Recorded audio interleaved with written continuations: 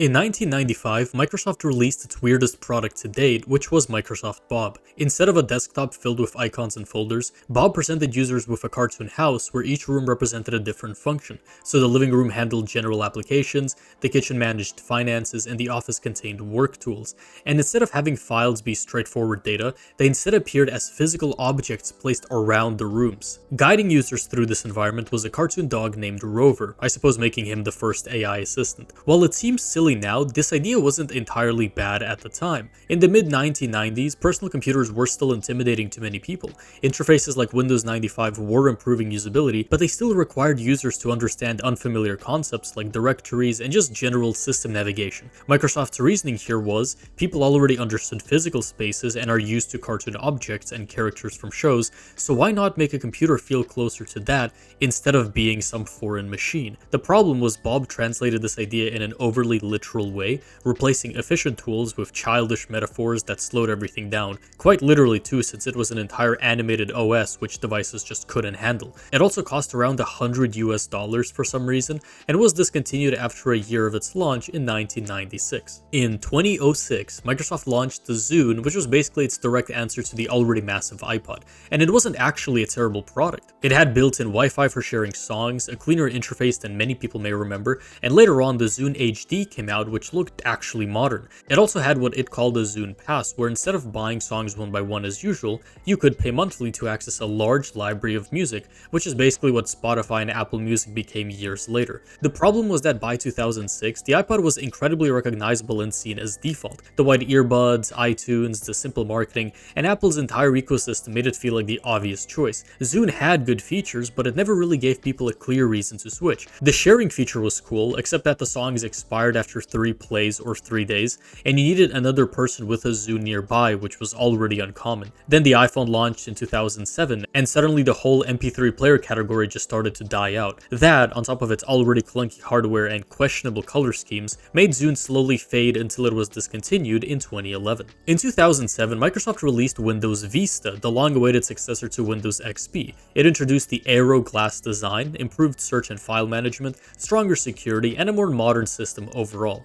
Microsoft was trying to fix XP security problems and push Windows into a more polished, future-ready direction, closer to what Mac OS X was doing at the time. The problem was that their execution of these good ideas wasn't good. Vista required significantly more powerful hardware than XP, and most PCs at the time just weren't ready for it. Even systems labeled as Vista capable often couldn't run features like Aero properly, which led to backlash and even lawsuits from users. On top of that, hardware compatibility at launch was bad, as Vista introduced a new driver model, but many manufacturers weren't prepared, so things like printers and graphics cards didn't work properly and caused crashes. It then constantly asked for permission for simple actions for security reasons, but in practice it just annoyed people, and most users ended up clicking through it anyways.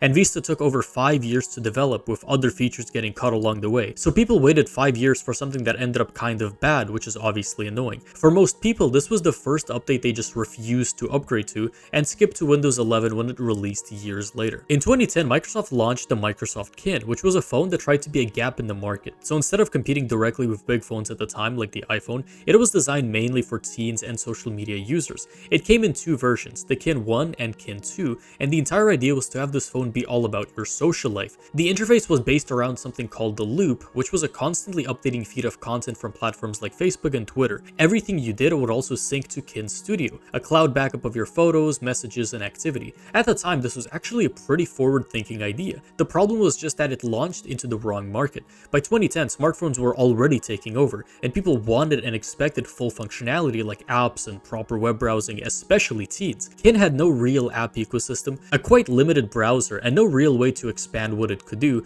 so it ended up just being restricted. It also had surprisingly high pricing for something aimed at teens, especially since it required a full data plan. On top of that, it was only available through Verizon, which made it even less accessible. Because of all of this, Kinect felt confusing and unnecessary, and it was discontinued 48 days after its launch. In 2010, again, Microsoft released the Kinect for the Xbox 360 with the goal of completely replacing the controller with body tracking, and at first people were very interested to try it out. Kinect sold around 8 million units in its first 60 days, becoming one of the fastest selling consumer electronics products ever. Games like Kinect Adventures and Dance Central made it actually feel fun and useful, especially for families and casual players. It used depth sensors, infrared cameras, and real-time body tracking tracking to map your movements directly, which was a big step beyond what Nintendo Wii was doing with motion controllers, so it's no surprise that it genuinely felt like the future. The problem was that while it worked well for party games and fitness, it struggled with precision. For anything fast or competitive, it just couldn't replace a normal controller. On top of that, there weren't many strong games after the initial launch,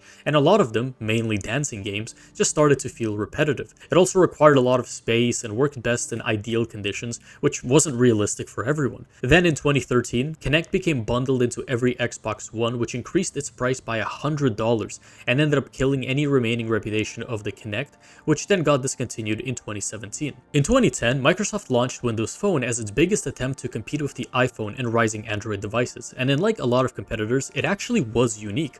Instead of basic icons, it used the live tiles, had smooth animations for the time, and a very clean design that looked modern. Microsoft actually partnered with Nokia to get very beautiful phones in the Lumia lineup with bright colors and very good cameras. The problem was that despite all of that, when compared to iOS and Android, the app selection was far smaller. Major apps like Instagram and Snapchat often arrived late or not at all, and people noticed that the apps they already use daily just don't exist on the Windows Phone. It also entered the market too late, as by 2010, people were already invested in Apple and Google ecosystems, and the Windows Phone didn't have much new to offer there. Then Microsoft made things worse by repeatedly resetting the platform, like Windows Phone 7 users not being able to properly upgrade. It was just a mess, and even developers were hesitant to make anything for it. It didn't really feel like Windows, and even Microsoft's Nokia acquisition couldn't really fix these root issues. Windows Phone peaked at only a few percent market share, and support for the final Windows 10 Mobile ended in 2019. In 2012, Microsoft launched the Surface RT, its first attempt to compete with the iPad. At first, this looked like a great product. It had a sleek design, a built-in kickstand, detachable keyboard covers, and looked like a laptop and tablet combined. Microsoft's pitch here was essentially that this could replace both. The Surface ran Windows RT, which looked like normal Windows but wasn't really full Windows, and that was its fatal issue. People bought it expecting a similar experience to a regular Windows computer, then realized they couldn't install normal desktop applications and were limited to apps from the Windows Store, so it looked like Windows but functioned very differently, which confused a lot of people as to how they should actually use this thing. The App Store was also weak with limited software compared to the iPad, and performance was underwhelming for something marketed almost like a laptop, and you couldn't actually run most typical laptop apps. And with all that, its pricing was around that of real laptops and tablets, making people wonder why buy this when they can just buy an actual laptop or iPad instead. This wasn't the death of Surface as a whole, because Microsoft also released the Surface Pro, which ran full Windows and is used to this day, and made RT seem like this stupid option almost immediately. After weak sales and a massive $900 million write-down, Microsoft exited Windows RT entirely and killed both the Surface RT and its successor, the Surface 2. In 2014, Microsoft launched the Microsoft Band to compete with the Apple Watch and Fitbit, and it actually had a lot going for it, being packed with sensors including heart rate tracking, GPS, sleep tracking, and UV monitoring, all which was quite advanced for its time. It actually worked across iPhone and Android, which was also unusual back then, and Microsoft Health gave users detailed analytics beyond just simple tracking. The problem was that despite the tech, people just didn't like wearing it. Its rigid rectangular design was bulky, awkward, and often said to be very uncomfortable, which is of course a huge issue for something meant to stay on your wrist all day. And visually, it looked more like a gadget than something people actually wanted to wear. It just stood out too much. It also had the same problem a lot of the other Microsoft products had: weak ecosystem support. Third-party apps were limited, Microsoft never fully committed to whether it was a fitness tracker or smartwatch, and weren't quick enough with their actions to replace competitors. And after just 2 generations, the product was fully discontinued in 2016. I have a lot of cool videos like this one upcoming, and if you enjoyed, hype the video, share it with someone who hates Windows 2, I guess, or maybe loves it, either works. Obviously leave a comment about your strongest thoughts on this whole video, and thank you for watching.